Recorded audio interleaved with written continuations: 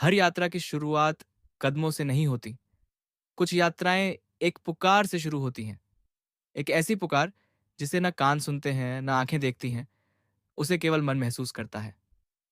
कई दिनों से मेरे भीतर एक ही नाम गूंज रहा था, नैमिषारण्य। आज मैं किसी दर्शनीय स्थल को देखने नहीं निकल रहा। मैं उस भूमि की ओर जा रहा हूँ जहाँ विश्वास है कि ज्ञान ने शब्दों का रूप लिया और तप ने इतिहास रचा।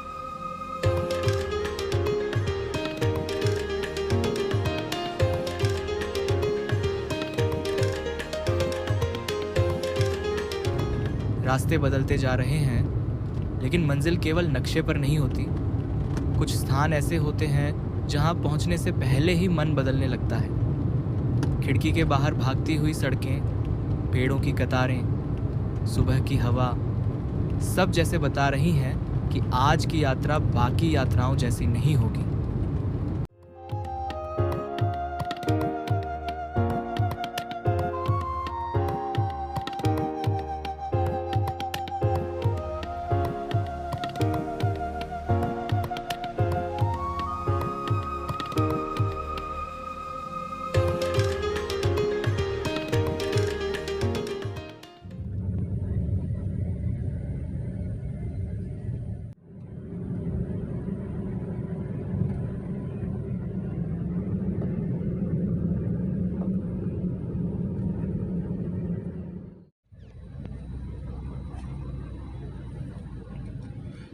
अभी हम चक्र के पास आ चुके हैं। यहाँ पर इधर साइड में इधर आगे बढ़ के थोड़ा चक्र है। यहाँ पे यहाँ का मेन जिसको कहते हैं तीर्थ स्थान। और फिर वह क्षण आता है जब आप किसी स्थान को देखते नहीं, बल्कि महसूस करना शुरू कर देते हैं।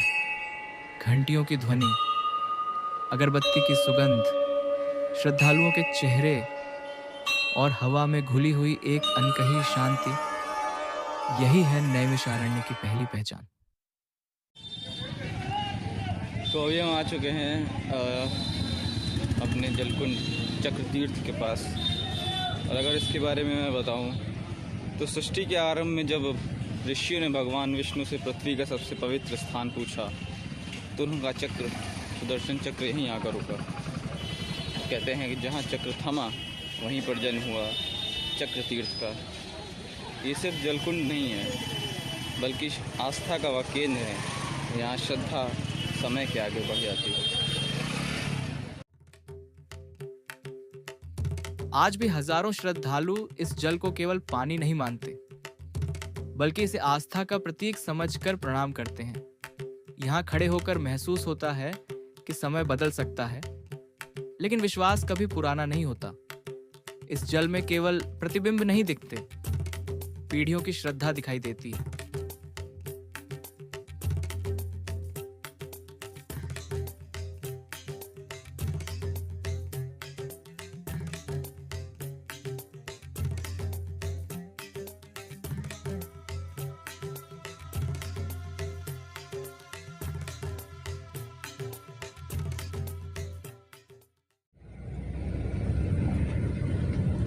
अभी बढ़ रहे हैं हम लोग हनुमानगढ़ी की तरफ।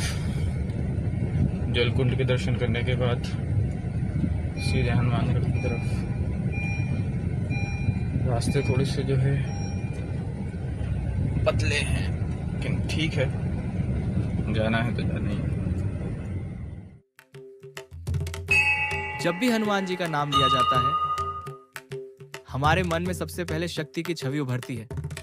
लेकिन यदि उनके जीवन को ध्यान से देखें तो उनकी सबसे बड़ी पहचान शक्ति नहीं, सेवा है। उन्होंने कभी स्वयं को नायक नहीं माना। उन्होंने स्वयं को केवल प्रभु श्री राम का सेवक माना। यही विनम्रता उन्हें महावीर बनाती है।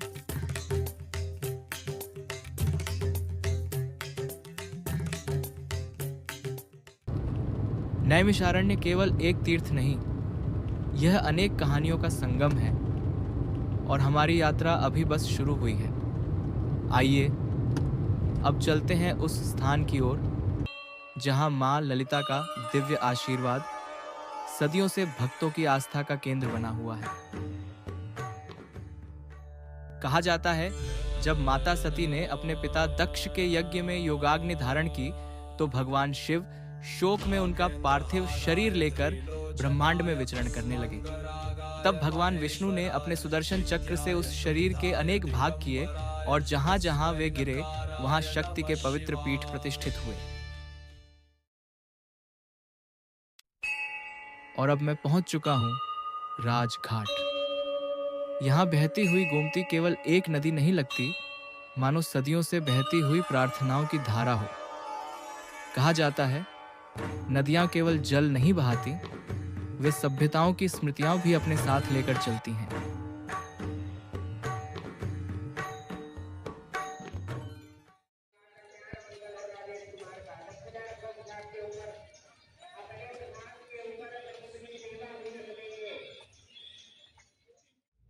और अब हम आ चुके हैं नैमिषारण्य के सबसे पवित्र स्थलों में से एक, भगवान श्री विष्णु के दिव्य मंदिर में। जैसे ही इस मंदिर की देहरी पर कदम पड़ते हैं, मन अपने आप शांत होने लगता है।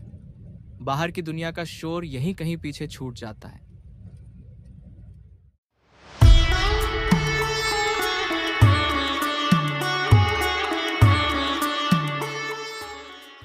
सनातन परंपरा में भगवान विष्णु को सृष्टि का पालनकर्ता कहा गया है। जब जब धर्म पर संकट आया, तब तब उन्होंने किसी न किसी रूप में अवतार लेकर धर्म की रक्षा की और मानवता को सही मार्ग दिखाया।